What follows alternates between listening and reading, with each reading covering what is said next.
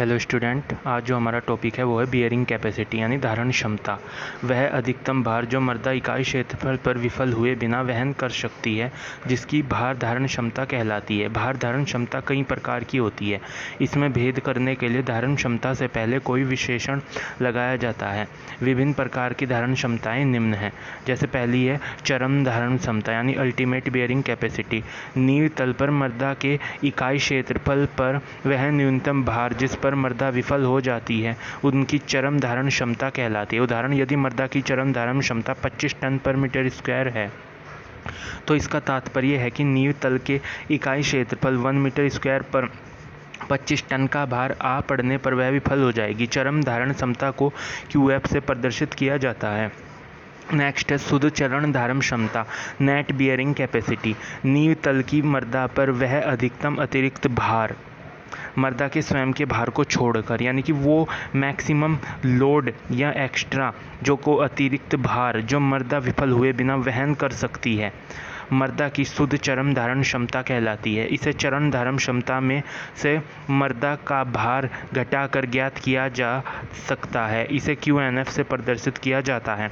शुद्ध सुरक्षित धारण क्षमता बराबर चरण धारण क्षमता माइनस मर्दा का भार, यानी चरण धारण क्षमता में से हम मर्दा के भार को हटा देंगे, जहाँ R मर्दा का घनत्व तथा जो D है भूमि तल से नींव तल की गहराई है। नेक्स्ट है सुरक्षित धारण क्षमता, सेफ बियरिंग कैपेसिटी। नींव के आधार तल पर नींव की मर्दा के भार भूमि तल एवं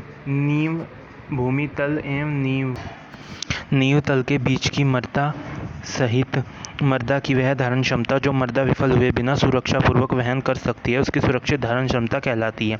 इसे QS से प्रदर्शित करते हैं। सुरक्षित धारण क्षमता का मान व्यावहारिकता में सामान्यतः चरण धारण क्षमता को किसी उपयुक्त सुरक्षा गुणांक से भाग देकर प्राप्त किया जाता है। सुरक्षित धारण क्षमता, चरम धारण क्षमता, सुरक्षा गुणांक का मान सामान्यतः 3 से 5 के बीच होता है। इसका चुनाव संरचना के महत्व स्थल पर मर्दा के गुणों में अनिश्चितताओं को ध्यान में रखकर किया जाता है।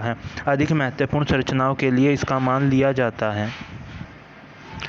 अनुमन्य या अनुमत धारण दाब, अलाउएबल बियरिंग प्रेशर, वह शुद्ध भार जो नींव मर्दा के इकाई क्षेत्रफल पर बिना अपरूपण विफलता व अत्यधिक बैठाव के डाला जा सकता है, वह भार मर्दा का अनुमन्य धारण दाब कहलाता है।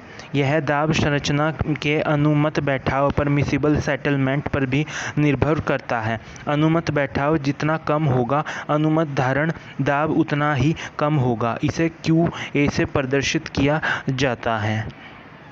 तो ये हमारी धारण क्षमता बियरिंग कैपेसिटी की कुछ विभिन्न प्रकार की धारण क्षमताएं थी, जैसे चरण धारण क्षमता, शुद्ध चरण धारण क्षमता और सुरक्षित धारण क्षमता। तो ये टॉपिक इम्पोर्टेंट है सॉइल मैकेनिक्स में, इसे हमें याद रखना है और आप इसका स्क्रीनशॉट भी ले सकते हैं। और ये बहुत ही ज़्यादा इम्पोर्टेंट टॉपिक है, ये एग्ज़ाम के लिहाज से भी, मतलब एक तरीके से इसके आपको जानकारी होनी चाहिए।